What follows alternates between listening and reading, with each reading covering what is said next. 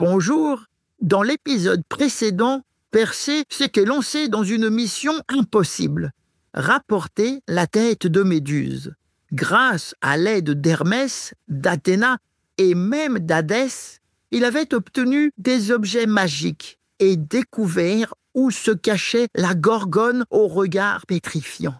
Mais l'épreuve la plus terrible est encore à venir. Épisode 3. Le combat contre Méduse. Après un long voyage, Persée arriva enfin dans une région reculée du monde, glacée et silencieuse. Devant lui, une plaine de pierres blanches, tordues et étranges. Mais ce n'étaient pas de simples pierres, c'étaient d'anciens guerriers changés en statues par le regard de Méduse. Persée sentit son cœur battre de plus en plus fort. Il descendit doucement du ciel grâce à ses sandales ailées. Il avançait en regardant seulement par le reflet dans son bouclier, jamais devant lui. Méduse vivait ici avec 2 sœurs, Euryale et Sténo, 2 gorgones redoutables. Mais seule Méduse était mortelle.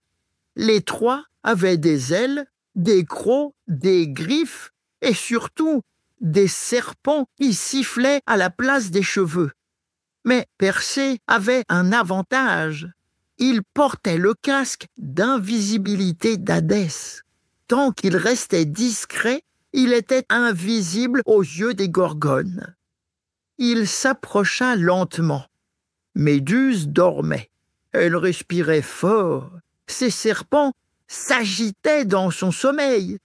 Il fallait frapper, maintenant. Sans faire de bruit, Persée leva son épée. Il s'appuya sur le reflet de son bouclier, visa, et d'un seul coup, il trancha la tête de Méduse. Un cri remplit l'air.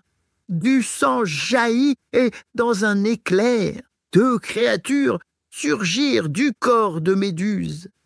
Un cheval blanc avec des ailes, Pégase, et un géant nommé Chisaor, tous 2 nés du sang magique de Méduse.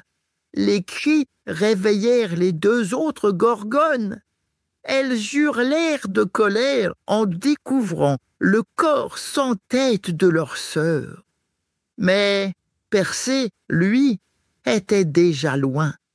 Invisible sous son casque, il s'envola dans le ciel avec la tête de Méduse rangée dans son sac magique.